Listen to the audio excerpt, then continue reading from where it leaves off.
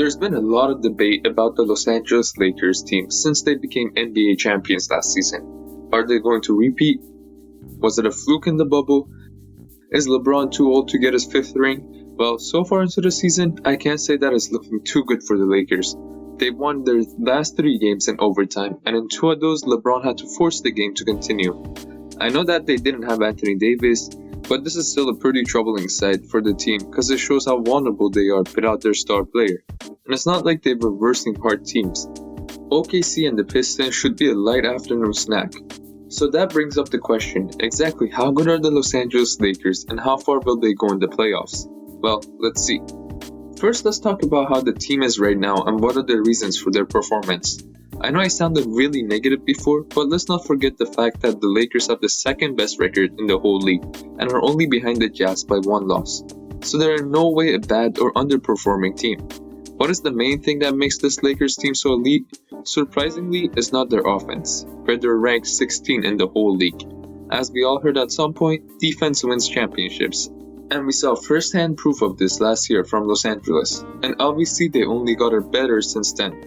This season, they're leading the NBA in defensive efficiency, and on average, they only allow their opponents to score 105 points per night, which is the second best in the whole league. I think that this team is the opposite of the Brooklyn Nets, where instead of having a great offense and no defense at all, they have the best defense and some offense. From the top of my head, I can only think of 2 teams that have enough power on both ends of the floor to be NBA champions, and those are the Lakers and the Jazz.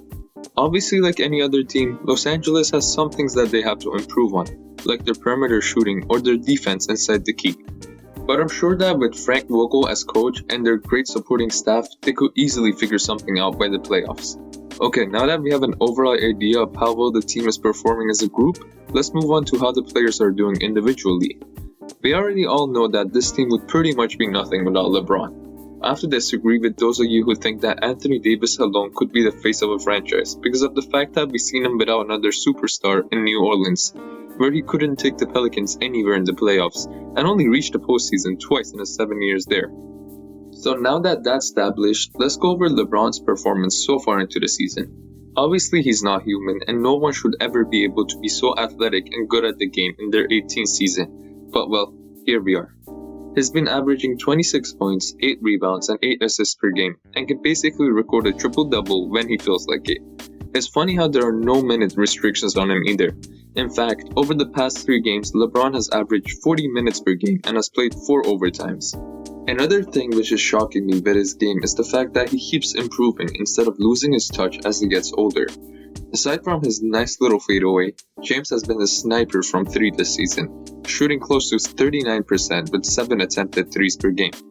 Also, let's not forget that most of the Lakers' offense moves through James, whether it be him scoring or assisting in one way.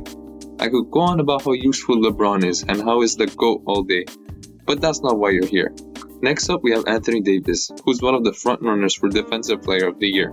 Again, it might have sounded like I was hating on him before, but I still think he's one of the best players in the league right now. He's quietly averaging 22 points, 9 rebounds, and 2 blocks per game. But I have bad news for Lakers fans. AD hasn't quite been himself this year, and all of his numbers are down from last season. It might be because of his injury and the fact that he hasn't really had the chance to get into the rhythm of his game at all.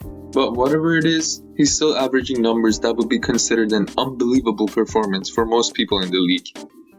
If you're watching this video, you probably already knew about these 2 guys and how they're playing, but they aren't the only players that are making this team so elite. 2 other players who have been really vital to this team are Montrezl Harrell and Marc Gasol. Both of these players were added to the Lakers roster this year, and well, they are way different players than JaVale McGee and Dwight Howard, but in a good way. Before, the center position was made up of more key dominant guys who were more like traditional big men. But now you got 2 centers who are way more versatile and can bring a lot more to the team.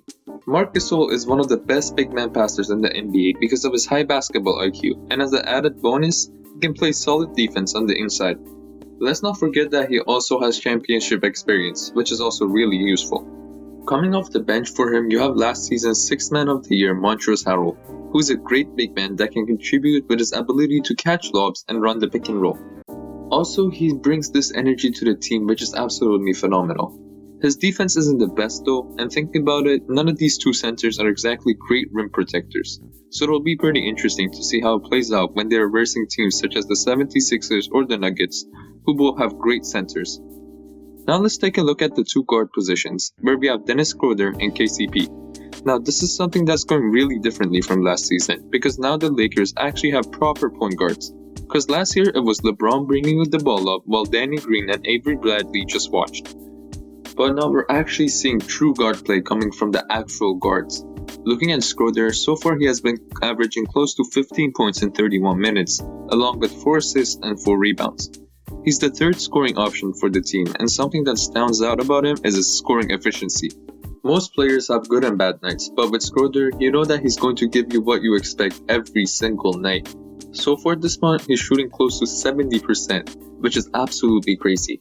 Then we have KCP, who's scoring around 9 points per night and is shooting 45% from the 3. Stretching out the floor is going to be something that the Lakers are going to need down the road, and KCP is doing exactly that. He has nights where he's a little give and go, but still more than a solid option. Some other players who are also doing a solid job off the bench are Kyle Kuzma, Taylor Horner-Tucker, and obviously Alex Caruso. But I'm not going to get into as much detail with them because their impact just isn't as big as the players that I already talked about. Okay, now it's time for the big question, and that's how far will the Lakers go in the playoffs? Well, obviously the loaded team with 2 MVPs, 1 Defensive Player of the Year, and 1 Sixth Man of the Year candidate. But that's not the only thing that's loaded. This year, the Western Conference is so competitive that you can't say anything.